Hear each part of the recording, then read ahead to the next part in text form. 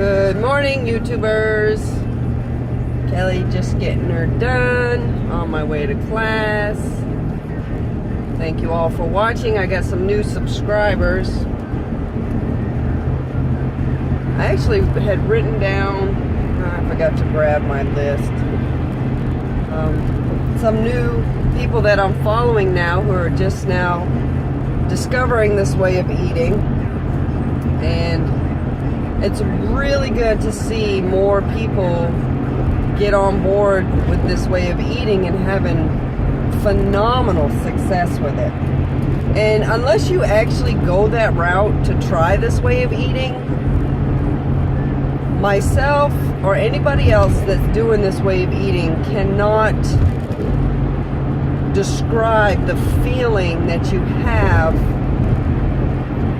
when you switch to this way of eating, because unless you've been it, it's really hard to describe how good it makes you feel. It's phenomenal in my opinion. And I'm pretty sure by watching some people who've been doing it for a while and some new people who are now just discovering it,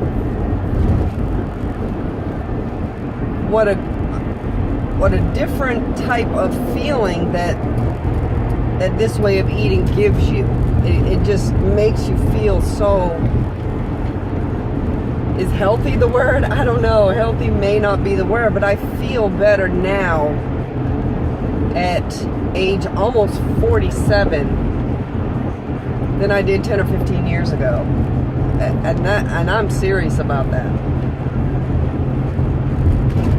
So I'm going to I did a post the other day about the egg roll in a bowl. Had some good feedback on that. It really is good. And I've never made the cracked slaw before, but I did. It does appear to be the same, almost the same ingredients as cracked slaw. It's just good, you guys. You gotta try it. It was not bad. I had made a pretty big batch that day. My daughter did eat a little bit of it. I had a serving of it, and then the next day I had what was left over.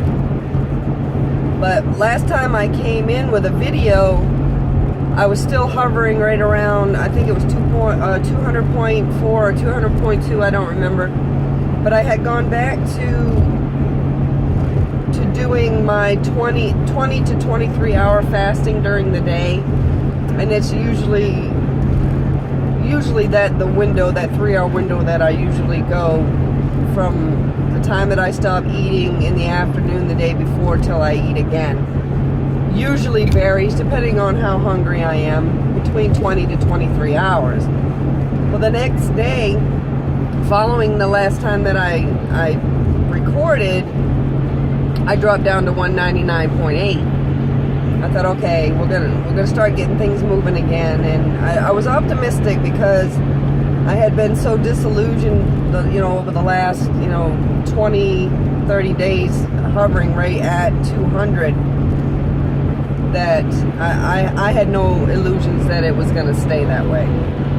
Well, the next day, I was down to 198, which I was like, okay, we can roll with this. So I rolled with it, and I have remained 198 for all this time. What the hell is going on here? 198 for this whole time. And this morning, 198. And this is probably my new number for what it seems like is going to be another 3 months, because that's the spurts that I go in every 3 months.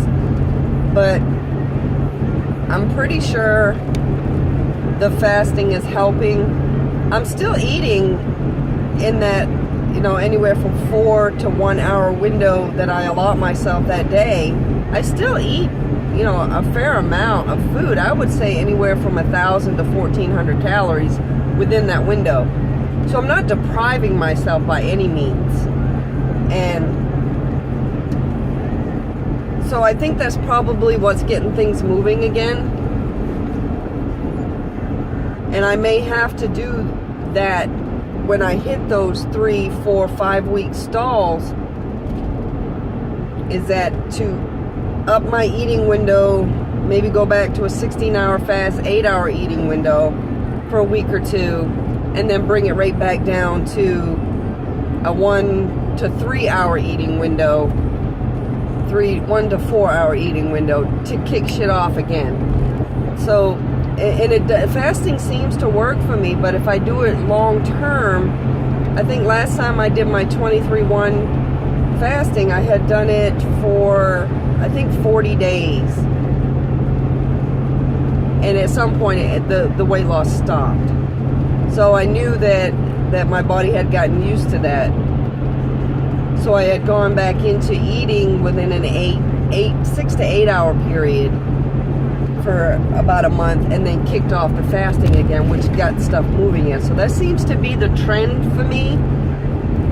Not so much adjusting my macros, because I think my macros are pretty on point. I don't eat a lot of fat now compared to when I did when I first started keto, because at some point, once your glycogen stores are depleted, your body starts to burn its own body fat, so you don't need your fat intake as high. So I did cut back on my fat consumption, kept my protein moderate, and always low carb, always.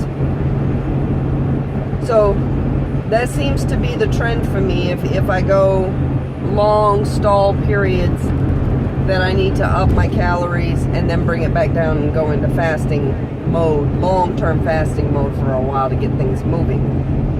So we'll see how long this downward trend works for me.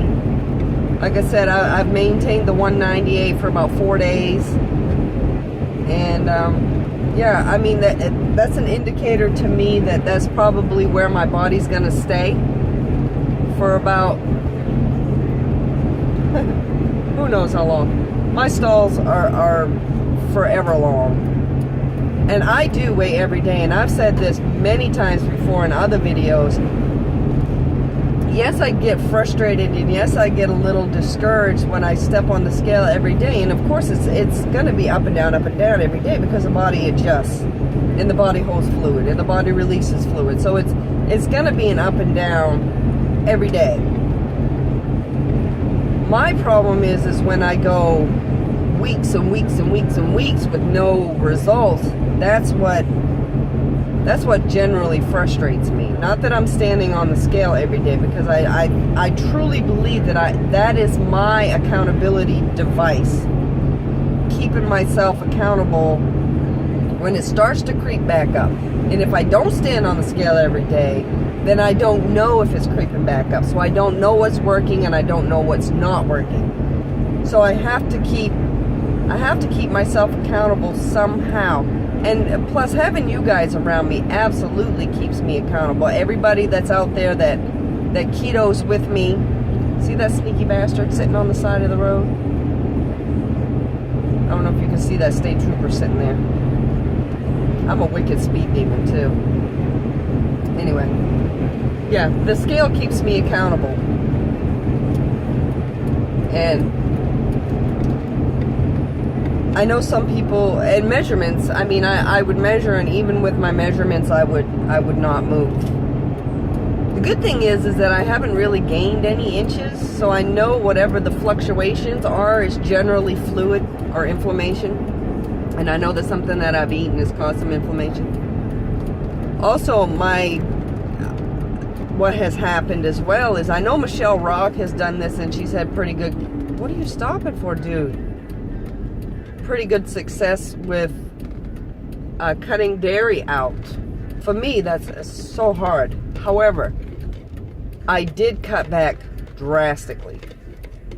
So that may have played a huge role in getting the scales moving again. I'll keep my dairy consumption fairly minimal over the next week to see if that is what may be causing some of the inflammation gain, some of the fluid gain. So I'll keep that low as well.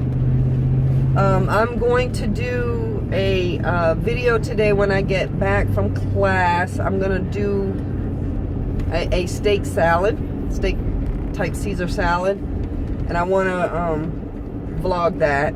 I'm also going to post my vlog that I did when I did my stuffed peppers, when I tried to do a full day of eating, which was an epic failure.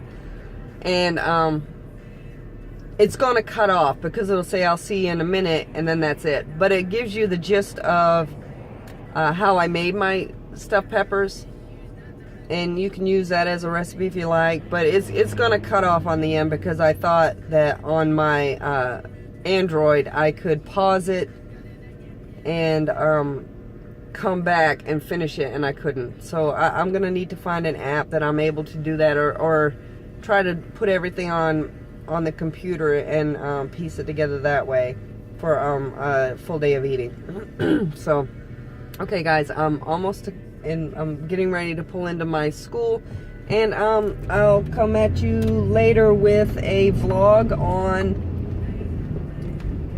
my stuffed peppers I'm gonna post, and on the salad that I'm gonna do later on. So, okay guys, I love y'all. You guys have a great day, and yeah, under 200, and I think I'm here for a while. So, good days, good week. All right guys, love you much. Talk to you later.